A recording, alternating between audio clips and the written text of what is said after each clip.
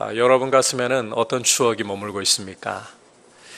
제가 갑자기 추억 이야기를 하는 이유는 이 추억이라는 것이 사람에게 아주 강력한 영향을 끼치기 때문입니다. 예컨대 한 사람에게 소중하게 남아있는 추억은 어려운 일을 만날 때에 일어날 수 있는, 그 어려움을 딛고 일어날 수 있는 용기와 힘을 주고, 반대로 두 번 다시는 기억하고 싶지 않은 지긋지긋한 추억이 가슴에 남아있다면 이 추억은 중요한 순간마다 사람의 발목을 잡고 그 자리에 풀썩 주저앉아 버리도록 만들곤 하기 때문입니다. 그만큼 추억이라는 것은 사람에게 아주 큰 영향을 끼칠 수가 있습니다. 따라서 삶의 용기를 줄 수 있는 따뜻한 추억을 가지고 있는 게 참 중요합니다. 특히 그 추억이 믿음의 추억이라면 이것은 정말 복이 있습니다. 거듭 말씀드리지만 사람은 자신이 가지고 있는 그 믿음의 추억 때문에 어떤 위기를 만나더라도 그 추억을 떠올리면서 다시 일어날 의지를 가지게 되기 때문이에요. 조금 더 정확히 말씀드리자면 성령께서 그 믿음의 추억을 사용하셔서 그 사람의 삶을 믿음의 방향으로 이끌어 가시기 때문인 겁니다. 여러분에게는 무엇이 인생의 추억으로, 여러분의 삶에 가장 큰 영향을 끼치는 추억으로 남아 있습니까? 오늘 말씀은 한 사람의 삶에 믿음의 추억이 만들어지는 사건을 우리에게 보여주고 있습니다. 다름 아닌 야곱이 베델에서 하나님을 만나고 그 후에 잠에서 깨어나서 하나님께 돌단을 쌓으면서 기름을 부으며 서원하는 사건인데요. 믿음의 추억이 만들어지는 사건. 우리가 함께 이 사건을 말씀을 통해 보면서 우리 삶에 꼭 필요한 추억이 어떠한 것일까? 우리 삶에 꼭 있어야 할 추억이 무엇일까? 함께 생각을 해보려고 합니다. 첫 번째로 꼭 있어야 할 추억은 하나님을 만난 추억. 여러분의 삶에 하나님을 만난 추억이 가슴에 새겨져 있길 축복합니다. 이 추억이 있어야 돼요. 자, 오늘 말씀 바로 앞에 야곱이 베델에서 돌을 베개 삼고 잠을 자다가 꾸었던 꿈이 기록이 되어 있습니다. 12절에서부터 15절까지의 그 내용이 실려 있는데 이 꿈은 야곱의 인생에서 일찍이 경험하지 못했던 아주 놀라운 사건이 아닐 수 없습니다. 왜냐하면 이 꿈 속에서 그는 하나님을 만났기 때문입니다. 아니, 좀 더 정확하게는 하늘과 땅을 이어주는 사다리를 통해서 하늘에 계신 하나님, 그리고 그분이 주시는 약속을 경험했기 때문입니다. 자, 이해를 돕기 위해서 잠시 배경 설명을 좀 드리도록 하겠습니다. 야곱이 베델에서 이 꿈을 꾸었을 때에는 이 사람이 그 형 에서의 낯을 피해서 바단 아람 외삼촌 집으로 도주를 하는 중이었습니다. 이 순간은 야곱에게 정말 큰 위기가 아닐 수 없었습니다. 뒤로는 자기를 죽이기 위해서 복수의 칼날을 갈고 있는 형 에서가 버티고 있고, 앞으로는 무슨 일이 닥쳐올지 모르는 불투명한 미래가 기다리고 있고, 이런 인생의 위기에서 야곱은 놀라운 일, 즉 꿈에 하나님을 만나는 일을 경험을 한 것입니다. 꿈에서 야곱은 하늘과 땅을 이어주는 사다리, 즉 하나님과 그 약속하시는 복을 자신에게로 이어주는 그 사다리를 경험했기 때문입니다. 따라서 이것은 야곱에게 있어서 소중한 믿음의 추억이 만들어지는 순간이고, 이 순간은 야곱의 인생에 너무 중요할 수밖에 없습니다. 왜냐하면 이 순간에 대한 추억 때문에, 이 추억을 떠올리면서 야곱은 인생의 두 번의 큰 위기 속에서 믿음으로 다시 일어서는 경험을 하게 되기 때문입니다. 자, 그 두 번의 위기가 무엇이냐? 첫 번째는 야곱이 그 형 에서를 다시 제외하는 과정에서 발생하는 위기입니다. 야곱이 바단 아람에서 돌아오면서 형 에서를 이제는 대면할 때가 왔는데 사자를 먼저 보내요. 사자를. 형 에서가 어떠한지를 알아보려고 과연 분노가 풀렸나. 그런데 야곱에게 사자를 통해 돌아오는 소식은 야곱의 오금이 저릴 소식이었습니다. 에서가 400명을 거느리고 자기를 치러 오고 있다는 소식이었기 때문입니다. 20년이라는 이 강산이 두 번 좋게 변할 세월이 충분히 흘렀음에도 불구하고 도대체가 이 에서에게는 분노가 가라앉지를 않아요.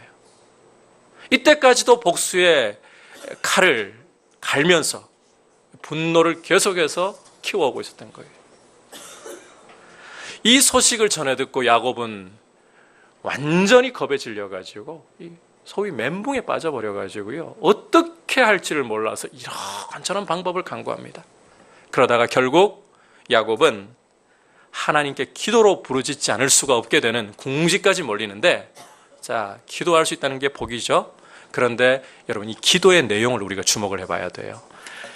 창세기 32장 11절 12절 우리 함께 한 목소리로 읽어보겠습니다. 시작. 내가 주께 간구하오니 내 형의 손에서 에서의 손에서 나를 건져내시옵소서. 내가 그를 두려워함은 그가 와서 나와 내 처자들을 칠까 겁이 나기 때문이니이다. 주께서 말씀하시기를 내가 반드시 내게 은혜를 베풀어 내 시로 바다에 셀 수 없는 모래와 같이 많게 하리라 하셨나이다. 자, 야곱의 기도 내용을 주의 깊게 들여다보시면 이 기도는 그냥 위급하다고 되는 대로 막 던지는 무대포식의 기도가 아닙니다. 야곱은 하나님께서 주셨던 약속을 굳게 붙들고 기도하고 있습니다. 12절의 내용이 보시면 주께서 말씀하시기를 내가 반드시 내게 은혜를 베풀어 내 시로 바다에 셀 수 없는 모래와 같이 많게 하리라 하셨나이다. 야곱이 이 베델에서 받았던 약속, 이 베델에서 받았던 약속이거든요. 이 약속을 굳게 붙잡고 하나님께 때를 쓰고 있는 거예요. 중대한 위기 상황에서 야곱은 베델의 추억을 떠올리고 있는 겁니다. 하나님이 자신을 만나 주시면서 주셨던 그 약속을 이 순간에 떠올리고 있는 것입니다. 그만큼 하나님을 만난 추억은 이 위기의 순간에 야곱에게 중요한 역할을 했다는 거예요. 하나님이 이 추억을 사용하셔서 야곱을 기도로 하나님께 나아가게 하고 기도 가운데 그 약속을 굳게 붙들게 사용을 하셨다는 거예요. 여러분, 추억은 이만큼 큰 역할을 할 수가 있습니다. 좋은 믿음의 추억이 중요합니다. 자, 두 번째 위기 상황. 에서와의 그 재회 후에 야곱은 또 하나 사건을 겪어요. 세겜에 잠시 머무는 중에 딸 디나가 성폭행을 당하는, 그리고 그 복수 과정에서 위기가 또 발생을 하는데, 자, 바단 아람에서 돌아온 야곱이 이제 세겜에 머무는 동안에 하루는 딸 디나가 그 지역 여인들 보려고 나갔습니다. 그런데 이 세겜 땅의 추장 이름이 또 그 추장 이름도 세겜이에요. 디나를 보는 순간 첫눈에 반해버린 거예요. 반할 수 있죠. 근데 문제는 디나를 집으로 끌어들여서 성폭행을 하고 이 여자를 완전히 내 것으로 차지하고 싶다. 그래서 자기 아버지 하몰과 함께 야곱을 찾아와서 당신 딸을 나한테 좀 주시오. 혼수 달라는 대로 다 줄 테니까 당신 딸만 나한테 좀 넘겨주시오. 내 아내로 삼고 싶소. 그런데 여러분, 야곱 가정에서 이게 과연 가당한 일이긴 하겠습니까? 딸에게 이미 수치를, 야곱의 온 가족들에게 수치를 끼친 것, 이것만 해도 지금 가정이 완전히 뒤집어질 노릇인데 하나님이 이 장차 저주를 내리실 이 가나안 족속에게 딸을 아내로 준다, 이 가당치 않은 일이에요. 그래서 이 야곱의 아들들이 보면 제안을 하나 하거든요. 하몰과 세겜에게 제안을 하는데, 그냥은 절대로 줄 수 없고 당신네 세겜 남자들이 우리처럼 다 할례를 받으면 그때서야 우리 딸을 당신에게 줄 수 있어. 사실은 여기에 꿍꿍이가 들어있어요. 이 할례를 이용해가지고 이 세겜 사람들에게 복수하려는 꿍꿍이가 야곱 아들들에게 있었던 거예요. 하지만 디나를 데려와야 된다는 여기에 완전히 마음이 쏠려 있던 이 세겜과 하몰은 뭐 이런 꿍꿍이가 보일 리도 없죠. 그래서 흔쾌히 그제한 수락해가지고 세겜 사람들을 설득해서 세겜 남자들이 모조리 다 할례를 받습니다. 근데 고대에 뭐 요즘처럼 의학이 발달한 것도 아니고 이 부싯돌 같은 걸로 사람 포피를 잘라내다 보니까요, 한 사흘쯤 되면 이제 이 통증이 본격적으로 올라오는 거예요. 염증도 발생할 수 있고 남자들이 다 드러누웠어요. 이때 야음을 틈타 야곱의 아들들이 레위와 시몬이 앞장서서 칼로 세겜 남자들을 모조리 다 죽여버리는 거예요. 그리고 세겜성을 완전히 약탈을 해버리는, 이 날강도 때가 따로 없어요. 이 사실을 늦게 알게 된 야곱, 완전히 아연실색할 수밖에 없었습니다. 왜냐하면 주변 부족들이 들끓기 시작하는 거예요. 저런 이 악취를 내는 인간들을 이 땅에서 남겨놓을 수 없다. 부족들이 연합해가지고 야곱 가정을 쳐서 완전히 쓸어버릴 모의가 일어나기 시작하는 거예요. 절체절명의 위기가 또 찾아온 겁니다. 하나 산을 넘었다 싶었더니 더 큰 산이 지금 가로막아 버린 거예요. 이때 하나님의 말씀이 임하기 시작해요. 우리 창세기 35장 1절 함께 한 목소리로 읽겠습니다. 시작. 하나님이 야곱에게 이르시되 일어나 베델로 올라가서 거기 거주하며 내가 내 형 에서의 낯을 피하여 도망하던 때에 내게 나타났던 하나님께 거기서 제단을 쌓으라 하신지라. 자, 위기에 처한 야곱에게 하나님이 어디로 올라가라? 베델로 올라가라. 여러분, 이 베델은 그냥 야곱에게 하나의 장소가 아닙니다. 여기에 어떤 추억이 깃들어 있습니까? 형 에서의 낯을 피하여 바단 아람으로 도망할 때에 하나님을 만났던 추억, 하나님이 만나주셨던 그 추억이 깃들어 있는 장소입니다. 하나님은 야곱에게 이전 너의 위기 상황 속에서 내가 너를 만나주었던 그 추억을 떠올리며 그때의 믿음을 회복하라. 그만큼 이 믿음의 추억이라는 것은, 하나님을 만난 추억이라는 것은 우리 인생에 중요한 것이고, 우리로 하여금 다시금 믿음으로 설 수 있도록 힘을 줄 수 있는 하나님의 좋은 도구가 될 수 있는 거예요. 여러분 어떻습니까? 우리에게는 과연 이 하나님 만난 추억이 있습니까? 우리 인생의 위기 가운데에서도, 인생에 정말 우리 스스로는 이것을 어떻게 감당할까 싶은 어려움과 좌절스러운 상황 속에서도 이것을 딛고 일어나서 하나님을 바라볼 수 있도록 만들어주는 그런 하나님 만난 추억이 우리의 가슴에 새겨져 있습니까? 여러분, 이런 귀한 추억을 하나님이 새겨주시기를 축복합니다. 그리고 이 추억을 가슴에 가지고 있으시다면 여러분, 다시 한번 하나님을 만났던 그 추억을 떠올리면서 믿음으로 베델로 올라갈 수 있기를 축복합니다. 혹시 이렇게 염려가 되는 분들이 계실지 몰라요. 이게 선한 양심을 가질수록 이런 고민이 일어날 수밖에 없는데, 정말 내 삶에 하나님을 만난 추억이 정말 나한테 있는가? 내 가슴에 새겨져 있는가? 혹시 내가 하나님을 만난 추억 하나 없이 인생을 그냥 이렇게 흘려 지나가 버리게 되면 어떻게 하나? 여러분, 이런 염려를 하는 분이 있다면 제가 분명히 말씀드립니다. 하나님은 진실하게 자기를 사모하는 자를 만나 주시는 분이십니다. 하나님은 거짓이 없는 분이십니다. 잠언 8장 17절에서 어떻게 말씀을 하시는가? 우리 함께 한 목소리로 같이 읽겠습니다. 시작. 나를 사랑하는 자들이 나의 사랑을 입으며 나를 간절히 찾는 자가 나를 만날 것이니라. 여러분 안에 하나님을 사모하고 만나고자 하는 열정이 일어나고 있습니까? 이게 내가 하는 것 같죠? 사실은 성령께서 여러분 안에 이 사모함, 이 열정 안 일으켜 주시면 우리는 스스로 안 돼요. 이것조차도. 여러분, 하나님을 만나지 못하면 어떻게 하나? 나를 안 만나 주시면 어떻게 하나? 염려를 붙들어 매시고 신실한 약속을 붙잡으시기를 바랍니다. 하나님을 사모하십시오. 만나 주십니다. 사실 우리가 하나님을 찾기도 전에 이미 하나님께서는 당신의 독생자를 십자가에 아끼지 않고 내어주셔서 그리스도께서 우리를 향해 두 팔을 벌리게 하셨습니다. 십자가에 흘리신 보혈로 우리의 모든 죄와 허물을 도말하시고 십자가에서 두 팔을 우리를 향해 벌리게 하셨습니다. 우리를 품어주시기 위해서.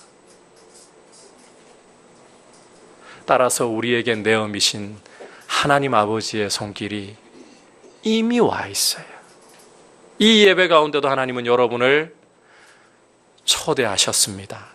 여러분, 그냥 내가 예배 드리러 가자 온 것 같습니까?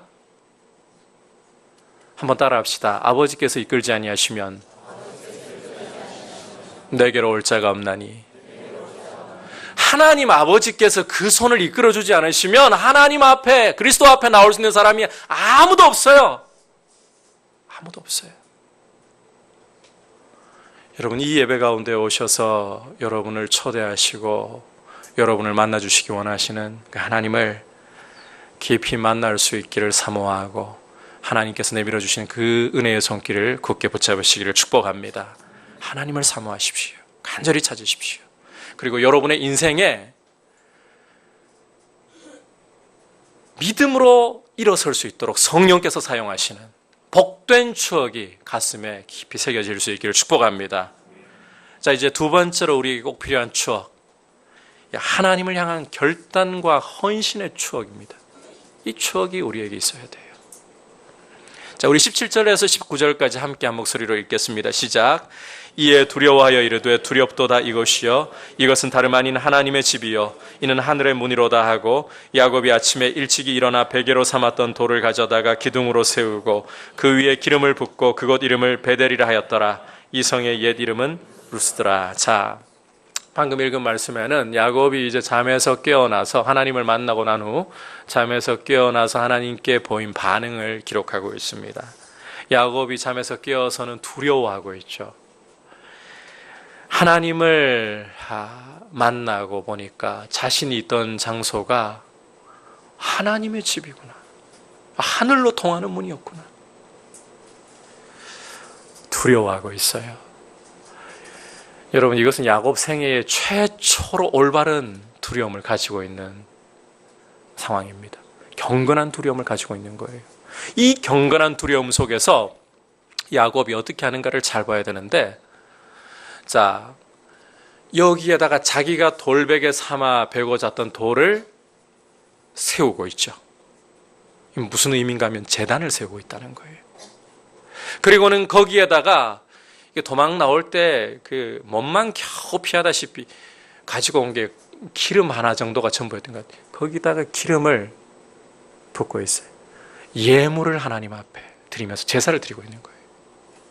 이 경건한 두려움이 야곱으로 하여금 자기 나름대로의 제사를 드리게끔 만들고 있는 거예요. 그러니까 다시 말해서 야곱이 하나님을 만나고 보니까 자기의 삶의 결단과 헌신을 드리고 싶었다는 것입니다. 자, 이 결단과 헌신은 이제 이어지는 서원 속에서 보다 구체화되고 있습니다. 우리 20절부터 22절까지 함께 읽어보겠습니다. 시작.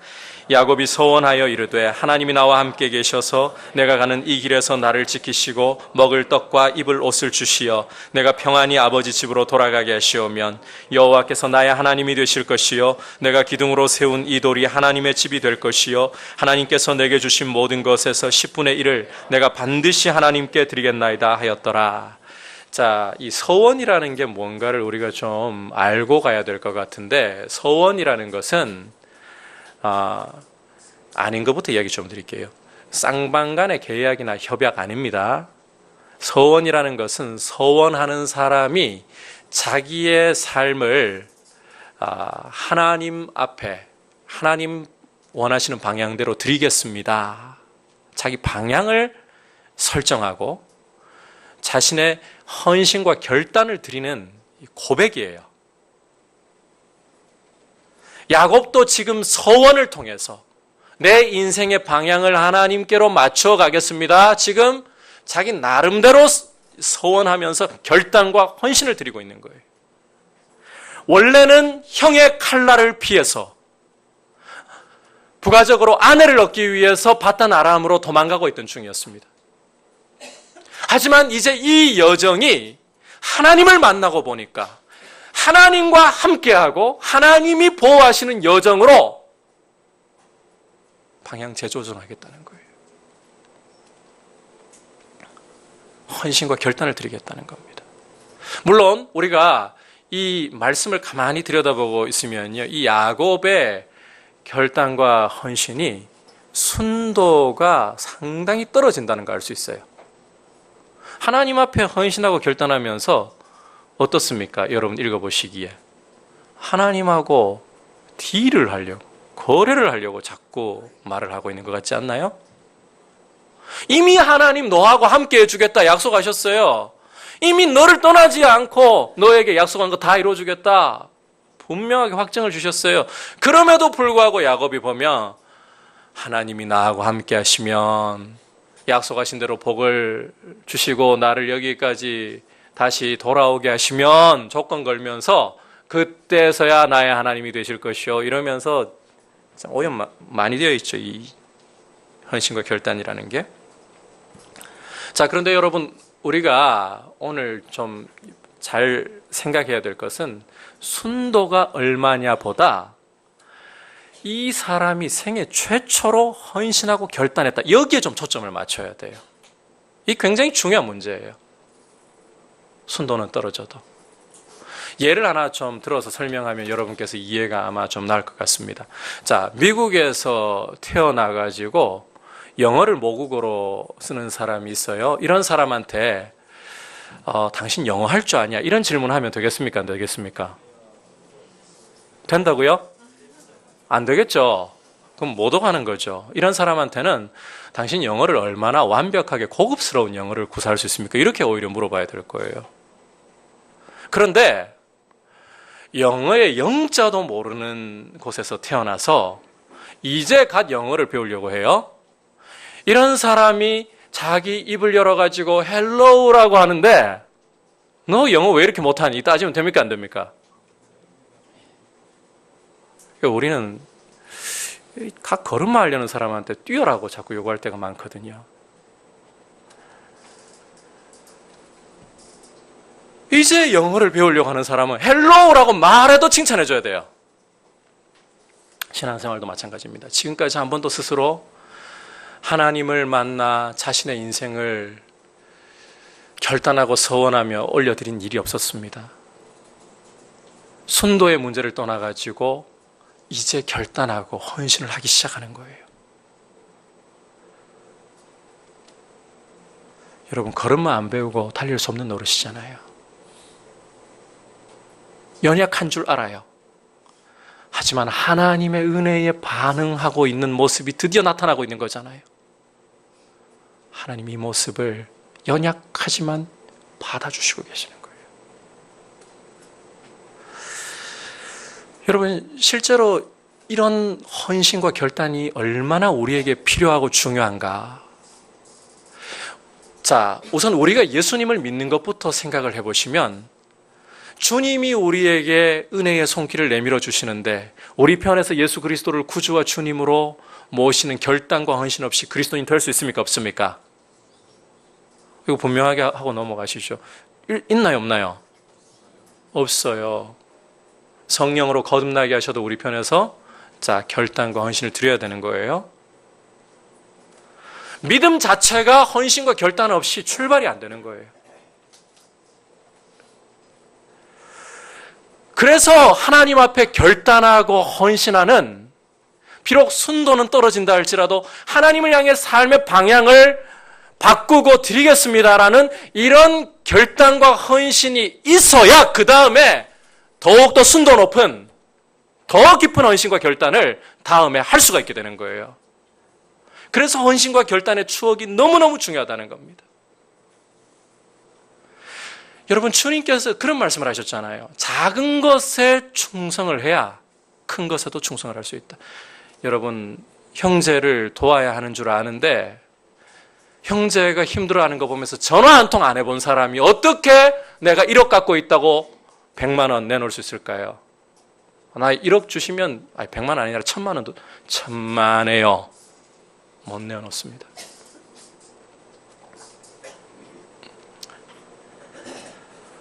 하나님을 만난 추억도 중요합니다. 그런데 하나님을 만났다면 헌신하고 결단하는 이런 고백을 드려본 추억이 이와 더불어 함께 가야 되는 거예요. 굉장히 중요한 추억이에요. 혹시 또 이렇게 하나님 앞에 우리가 헌신하고 결단하면 하나님이 뭔가 우리한테 덕을 보실 것처럼 생각하지 마십시오. 여러분, 우리가 어떠한 지혜가 있어서 하나님을 가르칠 수 있겠습니까?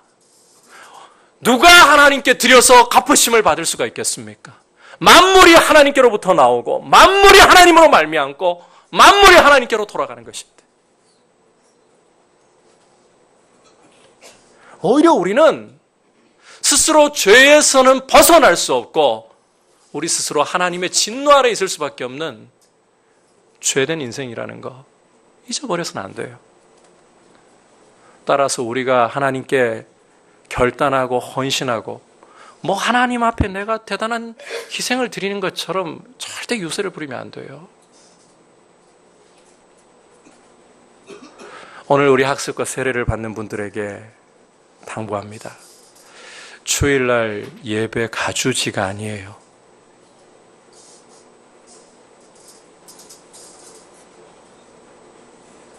내 볼일 볼 거 다 보고 여가 즐길 거 다 즐기고 시간 나면 예배 한번 가주지.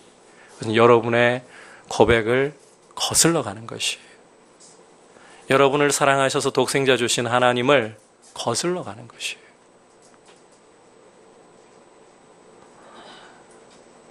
저라도 이 말은 귀에 들어가기를 바랍니다.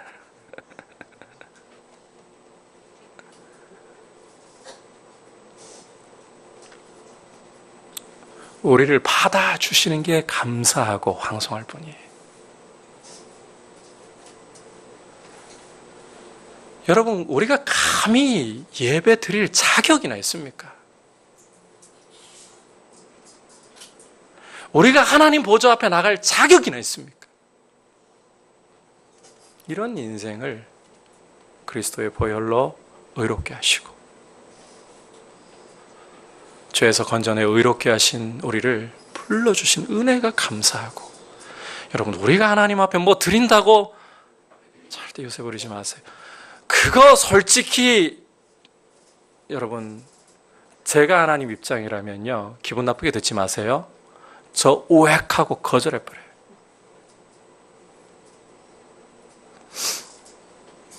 얼마나 우리가 참 불순한 게 많은데요. 똑같은 인간끼리도 여러분, 지저분한 이 돈이라고 생각하면 여러분, 그거 경멸하잖아요. 하물며 우리가 이 죄악 세상 가운데에서 하나님 앞에 드린들 얼마나 순수한 거 드릴 수 있겠어요? 아무리 하나님 앞에 우리 나름대로 최고의 것을 드린다 해도 여러분, 우리 안에 이기심 없습니까? 우리 안에 하나님 앞에 정말 생명을 다한 헌신 항상 들어있습니까? 그랬으면 좋겠어요. 근데 그렇게 드리고도 우리는 순수하지 못해요. 그리스도 때문에 우리를 마치 순전한 것처럼 여겨주시는 하나님의 은혜가 우리를 용납해 주시는 것이고, 우리의 헌신과 결단이 무엇이라고 받아주시는 것이고, 따라합시다. 받아주셔서 감사합니다. 여러분, 예배 드릴 때 예배 보지 마세요. 구경꾼이 많아졌어야 되겠어요. 예배는 보는 게 아니에요. 드리는 거예요. 아니, 천주교에서 미사 봅니까 드립니까? 그 사람들 드린다 그래요. 불공 본다 그럽니까? 드린다 그럽니까? 드린다 그래요. 우리는 왜 자꾸 보려고 하는지 모르겠어요. 왜 자꾸 구경꾼이 되려고 하는지 모르겠어요. 예배는 드리는 거예요. 하나님께 나를 드리는 거예요. 헌금 주머니에서 꺼내가지고 안절부절하면서 넣지 마세요. 그거 없다고 하나님 아쉬워가지고 교회가 그것 때문에 벌벌 떨지 않아요. 주님이 주인이신 교회가, 주님이 만물의 주인이신데 받아주심에 황송해가지고 우리가 드리는 거예요. 여러분, 이런 헌신과 결단에 대한 추억이 우리에게 있어야 돼요. 이 추억이 있어야 그 다음에 헌신으로 나아갈 수 있는 거예요. 여러분, 알고 보면 이렇게 우리가 하나님 앞에 나름대로 정성을 다해 드려서 우리는 하나님께 뭔가 드렸다라고 생각하지만 나중에 돌아보면 이것마저도 하나님이 우리를 위해서 유익으로, 영적인 유익으로 돌려주시고, 또 우리에게 필요하다면 여러분, 물질 없습니까? 주십니다. 오늘 웬일로 아멘 안 하세요? 이런데 사람이 필요합니까? 부처 주십니다. 지혜가 필요합니까? 지혜 주십니다. 우리가 하나님 앞에 드려도 그것마저도 알고 보면 우리의 유익으로 돌려버리시는, 이게 아버지의 마음이에요. 따라서 하나님을 만나는 추억 못지않게 헌신과 결단의 추억이 여러분의 삶에 깊이, 가슴 깊이 새겨져 있어서 그것 때문에 주님을 향하여 진실한 헌신과 결단이 더욱더 일어날 수 있는 귀한 복을 누리시길 축복합니다. 여러분, 추억이라는 것은 그냥 하나의 기억이 아닙니다. 하나님을 만난 추억은, 하나님을 향해 우리의 삶을 드린 추억은 우리가 믿음으로 일어설 수 있게 만드는 성령의 도구입니다. 큰 영향입니다. 가슴에 믿음의 추억 새길 수 있기를 주의 이름으로 축복합니다. 하나님 만난 추억이 있습니까? 하나님께 결단과 헌신을 드린 추억이 있습니까? 주님 앞에 이 시간 우리가 고백하며 우리 자신을 주님 앞에, 나를 받아주시는 주님 앞에 겸손히